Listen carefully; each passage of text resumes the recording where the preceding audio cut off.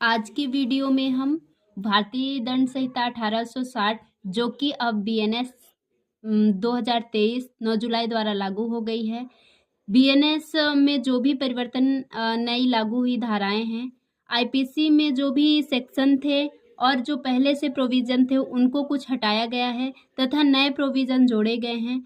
आज हम उसी विषय पे चर्चा करेंगे कि जो आईपीसी की पिछली धाराएं थी वो कहाँ थी और किस प्रकार थी, अब बीएनएसएस में किस प्रकार कहाँ पे किस धाराओं को डाला गया है, उनके बारे में हम आज चर्चा करेंगे।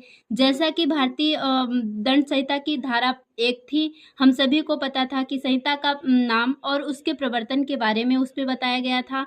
अब संहिता का नाम और प्रारंभ और लागू होना बीएनएस की धारा 1 की उपधारा 2 में बताया गया है।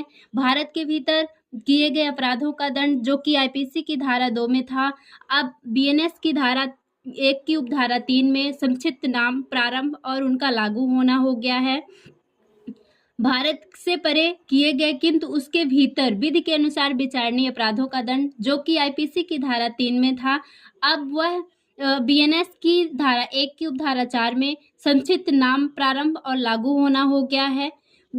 आईपीसी की धारा 4 में जो राज्य क्षेत्रातीत अपराधों का संहिता पर क्या विस्तार था उसके बारे में थी, जबकि अब बीएनएस की धारा 1 की उपधारा 5 में संक्षिप्त नाम, प्रारंभ और लागू होना हो गया है।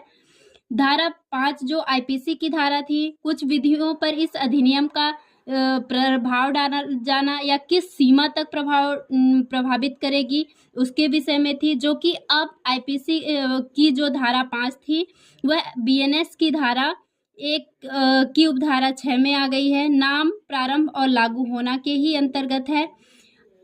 आईपीसी की धारा 6 में संहिता में जो भी परिभाषाओं और अपवादों के अध्ययन समझा जाना उसके विषय में था, जबकि धारा 3(1) के साधारण स्पष्टीकरण की बात करती है। धारा 7 एक बार स्पष्टीकृत पद का भाव बताती थी, जबकि धारा 3(2) में साधारण स्पष्टीकरण को सम्मिलित कर दिया गया है। धारा 8 जो थी लिंग की परिभाषा थी, अब बीएनएसएस की धारा की उपधारा 2(10) में लिंग को परिभाषित किया गया है। आईपीसी की धारा 9 में वचन को परिभाषित किया गया था, जबकि अब हमारे बीएनएस की धारा 2 की उपधारा 22 में वचन को परिभाषित किया गया है। आईपीसी की धारा 10 में स्त्री पुरुष को परिभाषित किया गया था, जबकि बीएनएसएस की धारा में इस 2 की उपधारा 19 में पुरुष शब्द को सम्मिलित किया गया है और 2 की धारा 35 में महिला शब्द को भी सम्मिलित किया गया है। आईपीसी की धारा 11 में व्यक्ति को परिभाषित किया गया था। व्यक्ति के अंतर्गत हमें पुरुष, स्त्री, कृत्रिम व्यक्ति, जंगम संपत्तियों के बारे में बताया गया था, जबकि बीएनएस की धारा 2 की उपधारा 26 में व्यक्ति को परिभाषित किया गया है। व्यक्ति के अंतर्गत वही चीजें सम्मिलित की गई हैं, इसमें कोई भी संशोधन नहीं हुआ है। आईपीसी की धारा 12 में लोक सेवक या लोक को परिभाषित किया गया था, जबकि बीएनएस की धारा 2 की उपधारा 27 में लोक को परिभाषित किया गया है। आईपीसी की धारा 13 थी उसमें क्वीन को परिभाषित किया गया था, जबकि बीएनएसएस में क्वीन शब्द को निश्चित कर दिया गया है। आईपीसी की धारा 14 जो थी उसमें सरकार का सेवक शब्द को परिभाषित किया गया था, जबकि बीएनएस में सरकार के सेवक शब्द को निश्चित कर दिया गया है। धारा 15 में ब्रिटिश इंडिया की परिभाषा दी गई थी, जबकि हमारे नई संहिता जो बीएनएस है उसमें ब्रिटिश शब्द को या ब्रिटिश इंडिया की परिभाषा को समाप्त कर दिया गया है, निश्चित कर दिया गया है।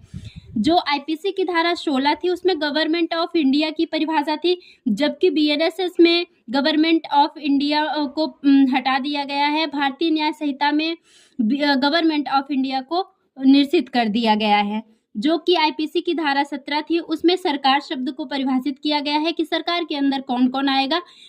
वही हम देख सकते हैं कि बीएनएस की धारा 12 की उपधारा 12 में 2 की उपधारा 12 में